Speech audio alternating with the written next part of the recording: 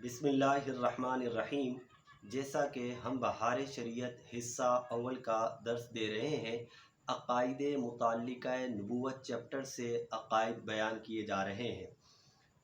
وہ عقائد بیان کیے جا چکے جو انبیاء کرام علیہم الصلاۃ والسلام کے متعلق تھے، یعنی تمام انبیاء کرام کے متعلق۔ اب کچھ وہ عقائد بیان کیے جا رہے ہیں جو صرف ہمارے پیارے نبی حضرت محمد رسول اللہ صلی اللہ تعالیٰ علیہ وسلم سے متعلق ہیں۔ آ جائیے سنتے ہیں۔ فرمایا، اور انبیاء کی بعثت خاص کسی ایک قوم کی طرف ہوئی۔ حضور اقدس صلی اللہ تعالیٰ علیہ وسلم تمام مخلوق، انسان و جن، بلکہ ملائکہ، حیوانات، جمادات سب کی طرف مبعوث ہوئے۔ یعنی جو دیگر انبیاء تھے وہ کسی خاص قوم کی طرف بھیجے گئے، اور نبی علیہ الصلاۃ والسلام کو ہر ایک کے لیے نبی بنا کر بھیجا گیا۔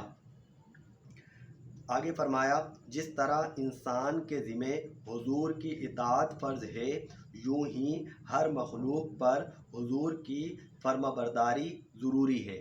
یعنی آپ صرف انسانوں کے نبی نہیں ہیں بلکہ تمام مخلوق کے نبی ہیں۔ جس طریقے سے انسانوں پر آپ کی اطاعت اور فرما برداری ضروری ہے، اسی طرح تمام مخلوق پر آپ کی اطاعت اور فرما برداری ضروری ہے۔ جبریل امین پر بھی آپ کی فرما برداری ضروری ہے، میکائیل پر، اسرافیل پر، عزرائیل پر، کیونکہ آپ تمام مخلوقات کے رسول ہیں۔ فرمایا، حیوانات کے بھی رسول ہیں، فرشتوں کے بھی رسول ہیں۔ یعنی فرشتوں پر بھی لازم ہے کہ وہ آپ کی بات مانیں، جانوروں پر بھی لازم ہے کہ وہ آپ کی بات مانیں، کیونکہ آپ ہر ایک کے نبی ہیں۔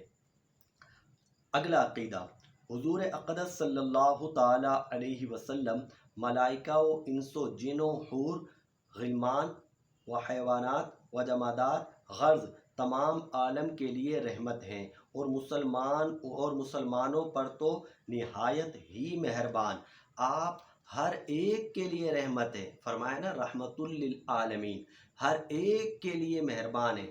ہاں، مسلمانوں پر زیادہ مہربان ہیں۔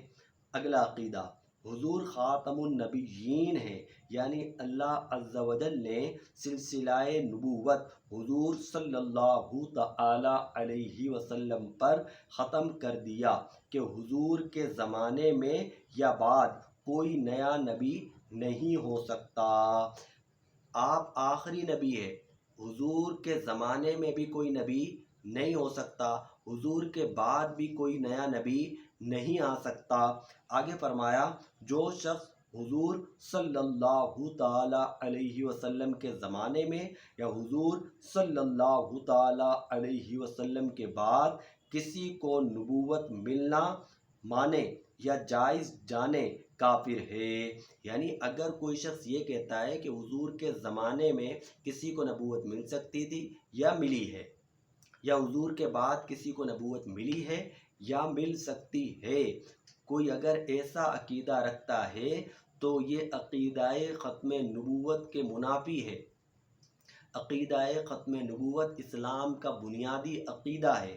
جو اس کا منکر ہو وہ شخص کافر ہے، دائرہ اسلام سے خارج ہے۔ وآخر دعوانا ان الحمد للہ رب العالمین۔ السلام علیکم ورحمۃ اللہ وبرکاتہ۔